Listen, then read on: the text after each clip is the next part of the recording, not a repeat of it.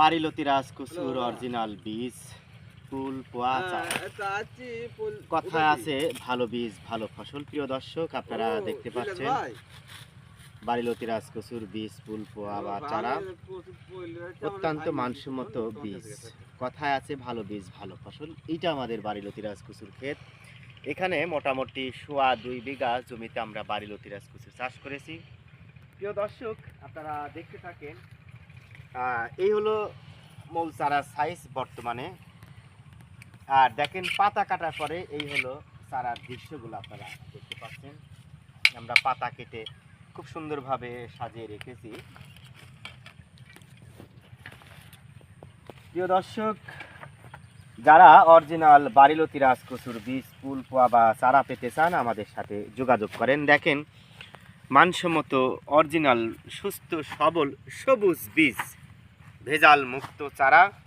তো যাই হোক, যিনি এই চারাগুলো নিতে এসেছেন, কোথায় থেকে এসেছে, কতগুলো চারা নিলেন, আমরা তার কাছ থেকে একটু জেনে আসি। আসসালামু আলাইকুম ভাই। ওয়ালাইকুম সালাম। কেমন আছেন? ভালো আছি। আমি আছি খাজুরা ভাটোপাড়া থেকে। আমার থানা হচ্ছে ললডাঙ্গা, জেলা নাটোর, হালতির বিলের উত্তর পাশে বাড়ি। কতগুলো চারা নিলেন? আমি চারা নিছি 2063টা। তো চারা দেখে কি পছন্দ হয়েছে? হ্যাঁ, পছন্দ হয়েছে।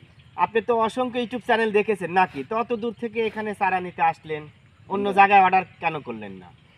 আমি এই জায়গার থেকে আরো আগে আমার ভাগ্নেকে বীজ লিয়ে যাচ্ছি, তাতে আমরা ভালো পাচ্ছি। তো আপনি তো এসে দেখলাম চারা জমি থেকে বের করলেন, চারা গণনা করলেন, আমরাও গণনা করেছি।